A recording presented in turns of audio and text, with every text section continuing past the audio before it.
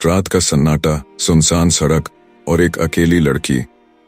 सामने 3 पुलिस वाले, जिनके चेहरों पर नशे की खुमारी और आंखों में वर्षियाना चमक। क्या वह लड़की इन दरिंदों से बच पाएगी, या फिर रात का यह अंधेरा उसकी जिंदगी को हमेशा के लिए निगल लेगा? आइए सुनते हैं एक ऐसी कहानी जो आपको दहला देगी, लेकिन साथ ही हिम्मत और सच्चाई की ताकत भी दिखाएगी। अनन्या शर्मा एक तेज तर्रार सीबीआई अफसर रात के 1 बजे अपनी एक जरूरी मीटिंग के बाद घर की ओर लौट रही थी। सड़क सुनसान थी, चारों तरफ घुप अंधेरा पसरा हुआ था। अनन्या तेज कदमों से चल रही थी। उसका दिल थोड़ा बेचैन था, क्योंकि रात का यह पहर और सन्नाटा किसी को भी डरा सकता था। जैसे ही वह एक सुनसान मोड़ पर पहुंची, उसकी नजर सड़क के बीचों बीच खड़े 3 पुलिस वालों पर पड़ी। एक डीएसपी और 3 कांस्टेबल जो सड़क पर खड़े थे, जैसे किसी का इंतजार कर रहे हों। अनन्या को दूर से आता देख उनके चेहरों पर एक अजीब सी बेताबी और खतरनाक मुस्कान उभर आई। डीएसपी ने अचानक सड़क के बीच में आकर उसका रास्ता रोक लिया और उसे सिर से पांव तक घूरने लगा। अनन्या ने बिना रुके उनके बगल से गुजरने की कोशिश की, लेकिन डीएसपी और तीनों कांस्टेबल उसके पीछे पीछे चलने लगे। रात का सन्नाटा और उनके कदमों की भारी आहट अनन्या के दिल में दहशत पैदा कर रही थी। उसका दिल जोर जोर से धड़क रहा था, लेकिन वह एक सीबीआई अफसर थी और उसने अपने डर को काबू में रखा। अचानक डीएसपी ने तेजी से उसकी तरफ कदम बढ़ाए और उसका बाजू पकड़ते हुए बोला, हाँ जी मैडम, इतनी रात गए कहाँ से आ रही हो और हमसे बिना मिले चली जा रही हो? उसके लहजे में एक खतरनाक ठसक थी और तीनों कांस्टेबलों के चेहरों पर नशे की खुमारी साफ दिख रही थी। अनन्या ने शांत स्वर में जवाब दिया, मैं एक जरूरी काम से आ रही हूँ, घर जा रही हूँ। लेकिन डीएसपी ने उसकी बात को अनसुना करते हुए उसके बालों को पकड़कर अपनी तरफ खींच लिया और व्यंग्य भरे अंदाज में बोला, क्या जरूरी काम था, मुझे तो बताओ। अनन्या ने फिर से शांत स्वर में कहा, वो एक जरूरी मीटिंग थी। यह सुनते ही डीएसपी और तीनों कांस्टेबल ठहाके मारकर हंसने लगे। डीएसपी ने तंज कसते हुए कहा, इस वक्त मीटिंग? अरे हमारे साथ भी थोड़ी मीटिंग कर लो। उसकी बात सुनकर कांस्टेबल और जोर से हंसने लगे। अचानक डीएसपी ने अनन्या के बाजू को जोर से खींचा, जिससे उसकी साड़ी का एक हिस्सा फट गया। अनन्या अब समझ चुकी थी कि उसके साथ कुछ गलत होने वाला है। वह धीरे धीरे पीछे हटने लगी, लेकिन डीएसपी उसकी तरफ बढ़ता रहा। जैसे ही डीएसपी ने उसे पकड़ने के लिए छलांग लगाई, अनन्या ने तेजी से भागना शुरू कर दिया। डीएसपी भी उसके पीछे दौड़ पड़ा। अनन्या की सांसें तेज थीं, वह कांपते हुए अपनी जान बचाने के लिए भाग रही थी। रात का अंधेरा और सड़क का सन्नाटा उसे और डरावना लग रहा था। अचानक डीएसपी ने पीछे से उसे धक्का दे दिया और अनन्या सड़क के बीचों बीच जा गिरी। डीएसपी की आंखों में अब एक वर्षियाना चमक थी। वह नीचे गिरी अनन्या को अजीब नजरों से घूरने लगा। अनन्या के पास अब बचने का कोई रास्ता नहीं बचा था। डीएसपी सड़क पर उसके पास बैठ गया और जैसे ही उसने अनन्या को पकड़ने के लिए अपने दोनों हाथ बढ़ाए, अनन्या ने पूरी ताकत से उसे धक्का दे दिया। डीएसपी पीछे गिरा, लेकिन तुरंत उठकर उसने अनन्या को पीछे से पकड़ लिया। अनन्या ने जोर से चिल्लाया, मुझे छोड़ दो, तुम गलत कर रहे हो, इसका अंजाम तुम्हें भुगतना पड़ेगा। लेकिन डीएसपी और तीनों कांस्टेबल उसकी बात सुनकर ठहाके मारकर हंसने लगे। डीएसपी ने तंज कसते हुए कहा, अरे हम तो डर गए। तभी एक कांस्टेबल गाड़ी की तरफ दौड़ा और 2 शराब की बोतलें ले आया। डीएसपी ने एक बोतल पकड़ी, उसका ढक्कन खोला और अनन्या के ऊपर शराब उड़ेल दी। अनन्या पूरी तरह से भीग चुकी थी। डीएसपी ने दूसरी बोतल से आधा शराब पी और बाकी अनन्या की तरफ बढ़ाते हुए बोला, ले पी ले। अनन्या ने डरते हुए कहा। अनन्या, जो एक सीबीआई अफसर थी, ने डरते हुए बोतल ले ली और पीने का नाटक करने लगी। डीएसपी और कांस्टेबल उसे बेताबी से देख रहे थे, जैसे उनका शिकार अब उनके कब्जे में हो। अचानक अनन्या का सिर चकराने लगा। उसने अपने सिर पर दोनों हाथ रख लिए और सड़क के बीचों बीच लेट गई, जैसे नशे में हो। डीएसपी और कांस्टेबल खुशी से उछल पड़े, सोचकर कि अब उनका मकसद पूरा होने वाला है। डीएसपी उसके करीब आया, उसके बालों की लट को उंगलियों में लपेटते हुए बोला, हाँ अब मजा आएगा। तीनों कांस्टेबल भी पास आ गए। उनकी आंखों में लालच और बेताबी थी। लेकिन तभी धम, अनन्या ने जमीन पर पड़ी बोतल उठाकर डीएसपी के सिर पर दे मारी। डीएसपी का माथा लहूलुहान हो गया और वह जमीन पर लड़खड़ाता हुआ गिर पड़ा। कांस्टेबल पल भर के लिए स्तब्ध रह गए। अनन्या कांपते हुए उठी और भागने लगी। नशे की वजह से उसे चक्कर आ रहे थे, लेकिन वह अपनी पूरी ताकत से दौड़ रही थी। डीएसपी ने चिल्लाते हुए कांस्टेबल से कहा, क्या देख रहे हो, पकड़ो इसे, इसकी सजा अब इसे जरूर मिलेगी। एक कांस्टेबल तेजी से अनन्या की तरफ भागा और उसका बाजू पकड़ लिया। डीएसपी गुस्से में उसके पास आया। उसकी आंखों में अब क्रूरता की लालिमा थी। उसने कांस्टेबल के हाथों से अनन्या को खींचकर अपने करीब किया और उसके कान के पास गरजते हुए बोला, तूने मेरे साथ खेलने की कोशिश की, अब तेरी सजा और भी बढ़ गई है। अनन्या की सांसें उखड़ रही थीं, वह बेबस दिख रही थी। डीएसपी ने उसे बाजू से पकड़कर खींचते हुए अपनी गाड़ी की तरफ ले जाना शुरू किया और कांस्टेबलों से कहा, तुम यहीं रुको, अब जो करना है मैं अकेले करूंगा। अनन्या ने छटपटाकर खुद को छुड़ाने की कोशिश की, लेकिन डीएसपी ने उसे और जोर से पकड़ लिया और गाड़ी के पास ले आया। रात का आखिरी पहर था। सुनसान सड़क, गाड़ी के अंदर पड़ी जवान और खूबसूरत अनन्या और बदला लेने को आतुर डीएसपी। उसने गाड़ी का दरवाजा खोला और अनन्या को अंदर धकेल दिया। डीएसपी की आंखों में क्रूरता थी और उसकी सांसों में नशे की बदबू। उसने अनन्या की ठोड़ी पकड़कर गरजते हुए कहा, अब देखता हूं तेरा गुरूर कहां जाता है। तूने मुझे सबके सामने जलील किया, अब तेरी चीखें मेरी जीत बनेंगी। अनन्या की आंखों में आंसू थे और होंठ कांप रहे थे। वह खुद को गाड़ी के कोने में समेटने लगी। जैसे ही डीएसपी उस पर झपटने वाला था, अनन्या की नजर डैशबोर्ड पर पड़ी, जहां एक लंबा हथियार जैसा टॉर्च रखा था। डीएसपी ने झुककर उसके चेहरे को छूने की कोशिश की, लेकिन अनन्या ने पूरी ताकत से टॉर्च उठाकर उसके जबड़े पर दे मारा। डीएसपी एक खौफनाक चीख के साथ पीछे हटा। उसका मुंह लहूलुहान हो गया। अनन्या ने लम्हा जाया किए बगैर दरवाजा खोला और अंधाधुंध भागने लगी। रात की सन्नाटे भरी सड़क पर वह नंगे पांव दौड़ रही थी। डीएसपी गालियां बकता हुआ उसके पीछे दौड़ा। अनन्या के पांव छलनी हो चुके थे, लेकिन वह रुकी नहीं। अचानक सड़क के किनारे उसे एक पुराना खंडहरनुमा कारखाना दिखा। गेट आधा खुला था और अंदर अंधेरा ही अंधेरा था। अनन्या के कदम खुद ब खुद उस तरफ मुड़ गए। वह लड़खड़ाते हुए अंदर घुसी और एक टूटी मशीन के पीछे हांफते हुए छुप गई। उसका दिल जोर जोर से धड़क रहा था, जिससे रात का सन्नाटा और दहशतनाक हो गया। चंद लम्हों बाद गेट धड़ाम से खुला और डीएसपी अंदर आ घुसा। उसके कदमों की भारी आहट कारखाने की दीवारों से टकराकर गूंज रही थी। कहाँ छुपी है? उसकी आवाज दीवारों से टकराकर लौट रही थी। अनन्या ने अपने होंठ दांतों में दबाए, सांस रोके बैठी थी।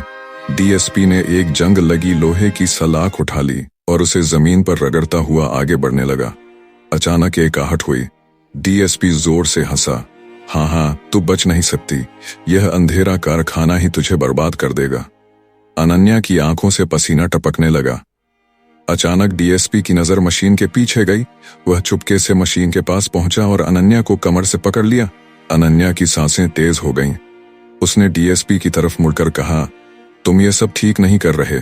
जो तुम करने वाले हो उसका अंजाम बहुत बुरा होगा। कानून तुम्हें सजा देगा। डीएसपी हंसते हुए बोला, ए पागल लड़की, क्या तू अभी भी सोचती है कि मैं तुझे ऐसे ही जाने दूंगा? मैं डीएसपी हूं, कानून वही है जो मैं चाहूं। अनन्या ने एक बार फिर उसे जोर से धक्का दिया और कारखाने से बाहर निकलकर तेजी से दौड़ने लगी। लेकिन अभी वह कुछ दूर ही पहुंची थी कि सामने सड़क पर तीनों कांस्टेबल रास्ता रोककर खड़े थे। दूसरी तरफ डीएसपी भी भागता हुआ आ गया। अनन्या चारों तरफ से घिर चुकी थी। उसने डरते डरते अपनी आंखें बंद कर लीं और दोनों हाथ अपने चेहरे पर रख लिए, जैसे अब वह हार मान चुकी हो। वह सड़क के बीचों बीच बैठ गई। डीएसपी ने अपने बूट को सड़क पर जोर से मारा और गरजते हुए बोला, उठ और चुपचाप गाड़ी में लेट जा, वरना यहीं सड़क पर तेरा अंजाम कर दूंगा।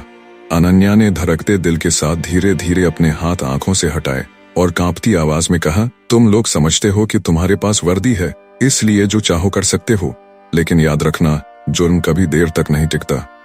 डीएसपी के चेहरे पर तंजिया मुस्कान फैल गई। उसने कहा, बड़ी बहादुरी के लेक्चर दे रही है, लेकिन आज ये बातें तेरे किसी काम नहीं आएंगी। अचानक डीएसपी ने कांस्टेबल से कहा, रस्सी ले आओ। एक कांस्टेबल भागता हुआ गाड़ी से रस्सी का टुकड़ा ले आया। डीएसपी ने आदेश दिया, इसके हाथ पैर बांध दो। कांस्टेबल अनन्या के पास बैठकर उसके हाथ पैर बांधने लगा। अनन्या ने सोचा, अगर वह बंध गई तो बचने का कोई रास्ता नहीं बचेगा। उसने अचानक डीएसपी से कहा, अच्छा ठीक है, जो तुम चाहते हो मैं इसके लिए तैयार हूं। यह सुनकर डीएसपी और तीनों कांस्टेबल जोर जोर से हंसने लगे। डीएसपी ने तंज कसते हुए कहा, शाबाश, अगर पहले मान जाती तो हमें इतना कुछ नहीं करना पड़ता। अनन्या ने अपने चेहरे पर एक बनावटी सुकून तारी कर लिया, जैसे वह वास्तव में हार मान चुकी हो। कांस्टेबल भी कहे लगाकर खुश हो रहे थे, सोचकर कि अब यह लड़की उनके कब्जे में है। डीएसपी ने रस्सी कांस्टेबल के हाथ से लेते हुए कहा, अब तो खुद तैयार है, रस्सी की जरूरत नहीं, बस सीधे गाड़ी में बैठ जा। अनन्या इस सुनसान सड़क और अंधेरी रात में गाड़ी की तरफ चलने लगी। डीएसपी और तीनों कांस्टेबल बेताबी से उसके पीछे पीछे चलने लगे। गाड़ी के पास पहुंचते ही अनन्या ने दरवाजा खोला और अचानक मुड़कर डीएसपी से बोली, देखो, मैं तुम्हारी बात मान रही हूं, लेकिन एक बार फिर बता रही हूं कि इसका अंजाम तुम्हारे लिए बहुत बुरा होगा। डीएसपी ने झरभरी मुस्कान के साथ कहा, हाँ, अंजाम अब तेरा हमारे हाथों में है। कांस्टेबल कहे लगाते हुए एक दूसरे की तरफ देखने लगे। अनन्या ने धीरे धीरे गाड़ी में कदम रखा। डीएसपी ने झुककर उसके करीब होते हुए तंजिया अंदाज में कहा, शाबाश, बहुत अक्लमंद हो गई हो। लेकिन तभी पीछे से एक पुलिस जीप की आवाज गूंजी। डीएसपी ने जीप की तरफ देखा, गाड़ी का दरवाजा बंद किया और जीप की तरफ चला गया। अनन्या गाड़ी के अंदर थी। डीएसपी जीप में बैठे पुलिस वाले से बात करने लगा। इससे पहले कि अनन्या बाहर निकलकर जीप के पास पहुंचती, जीप वहां से चली गई। डीएसपी अब वापस गाड़ी की तरफ मुड़ रहा था। अनन्या ने मौका देखकर दरवाजा खोला और बाहर निकलकर डीएसपी के पास पहुंची। उसने प्यार भरी निगाहों से उसकी तरफ देखा और उसे गले लगाते हुए कहा, मुझे बहुत भूख लगी है, पहले मुझे कुछ खिला दो, फिर मैं और तुम होंगे यहाँ, बस और कोई नहीं। डीएसपी के चेहरे पर मुस्कान आ गई। उसने तुरंत गाड़ी से एक बर्गर निकाला और अनन्या के हाथ में थमा दिया।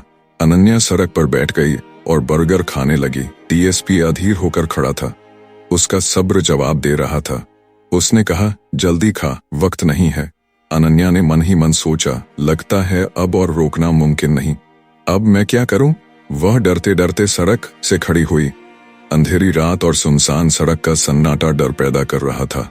डीएसपी की आंखों में नशे की चमक थी और तीनों कांस्टेबल पीछे हंसते हुए खुसर फर रहे थे। अचानक डीएसपी ने अनन्या का बाजू मजबूती से पकड़ा और भारी सांस लेते हुए बोला, चलो, अब तमाशा बहुत हो गया, समय बर्बाद मत करो। अनन्या ने एक पल के लिए अपने होठों पर मासूम मुस्कान तारी की, जैसे हार मान गई हो। उसने डीएसपी की आंखों में देखते हुए धीरे से कहा, एक शर्त है, तुम्हें मुझ पर हाथ डालने से पहले अपनी आंखें बंद करनी होंगी। डीएसपी पहले तो चौंका, फिर क्या कहा लगाकर हंसा, हाँ, यह भी कोई शर्त है, अच्छा, मान लेते हैं। अनन्या डीएसपी के करीब आई और प्यार से उसका हाथ पकड़कर सड़क के एक कोने की तरफ ले जाने लगी। डीएसपी भी बेताबी से उसके साथ चलने लगा।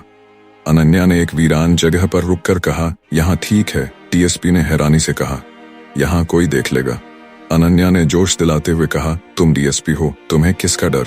डीएसपी अपने गुरूर में आ गया और बोला, हाँ, ठीक कहा, मुझे किसका डर। वह अनन्या के बिल्कुल करीब आ गया। अंधेरा और सन्नाटा चारों तरफ फैल चुका था। सिर्फ दूर से हवा के झोंके और कुत्तों के भौंकने की आवाज आ रही थी। अनन्या ने मासूमियत से डीएसपी का हाथ थामा, जैसे उसने हथियार डाल दिए हों। फिर उसने कहा, यहाँ नीचे सड़क पर लेट जाओ और अपनी आंखें बंद कर लो। डीएसपी मुस्कुराते हुए सड़क पर लेट गया। उसने आंखें बंद की और बोला, चलो देखते हैं अब तू क्या करती है। अनन्या उसके चारों तरफ चक्कर लगाती हुई कुछ सोचने लगी। फिर वह झुककर उसके पास आई। एक पल को ऐसा लगा जैसे वह उस पर झुकने वाली है। डीएसपी के होंठों पर फातिहाना मुस्कान थी, लेकिन अगले ही पल अनन्या ने अपनी जूते की एड़ी उसकी कलाई पर दे मारी, जहां उसकी रिवॉल्वर थी। डीएसपी ने तरफ पर आंखें खोल दी, लेकिन तब तक अनन्या ने उसकी रिवॉल्वर छीन ली। डीएसपी उठकर सड़क पर बैठ गया और चिल्लाया, यह क्या धोखा किया तूने? अनन्या ने मुस्कुराते हुए रिवॉल्वर उसे वापस थमाई और प्यार भरी निगाहों से कहा, मैं बस ये दिखाना चाहती थी कि मैं भाग सकती हूँ, लेकिन अब मेरी मर्जी है, मैं तैयार हूँ। डीएसपी ने उसे गले लगाने की कोशिश की। अनन्या ने गाड़ी से एक लाल दुपट्टा निकाला और पूछा, यह किसका है? डीएसपी ने तंज में कहा, किसी तुम्हारी जैसी लड़की का होगा। अनन्या ने कहा, मैं नहीं मानती कि तुम इतने ताकतवर हो। डीएसपी ने अपने फोन से उन लड़कियों की तस्वीरें दिखानी शुरू की जिनके साथ उसने गलत किया था, और गुरूर से अपनी करतूतों का बखान करने लगा। कल मैंने ऐसा किया, परसों वैसा किया, मुझे पकड़ने वाला कौन है? आखिर मैं डीएसपी हूं। अनन्या चुपचाप सुनती रही। फिर उसने डीएसपी को सड़क के दूसरी तरफ ले जाकर कहा, वाह, तुम तो बहुत बहादुर हो। तभी उसने अपने कपड़ों से छुपा हुआ कैमरा निकाला जिसमें डीएसपी की सारी करतूतें और इकरार रिकॉर्ड हो चुके थे। डीएसपी का चेहरा पीला पड़ गया। वह कैमरा छीनने के लिए लपका, लेकिन अनन्या ने एक जोरदार थप्पड़ उसके मुंह पर जड़ दिया। तभी पीछे से 2 पुलिस जीपों की हेडलाइट्स चमकी, ब्रेक का शोर गूंजा और कमांडो की टीमें बाहर निकल आईं। अनन्या ने इशारा किया और डीएसपी समेत तीनों कांस्टेबल दबोच लिए गए। डीएसपी कांपते हुए बोला, यह लड़की झूठ बोल रही है। अनन्या उसके करीब आई आईडी अपनी सीबीआई आईडी लहराई और गरज कर बोली, मैं सीबीआई अफसर अनन्या शर्मा हूं। तुम समझ रहे थे कि तुम मुझसे खेल रहे हो, लेकिन मैंने तुम्हारे साथ खेला। तुम्हारी सारी करतूतें इस कैमरे में कैद हैं। अनन्या ने आगे कहा, मुझे तुम्हारी दरिंदगी और मासूम लड़कियों के साथ गलत कामों का पता चला तो मैंने खुद यह जाल बिछाया। मैंने तुम्हें अपने मुंह से इकरार करने पर मजबूर किया ताकि तुम्हें सजा दिला सकूं। कमांडोज ने तीनों को गाड़ियों में ठूंस दिया और जेल भेज दिया। कुछ ही दिनों में कोर्ट में मुकदमा चला।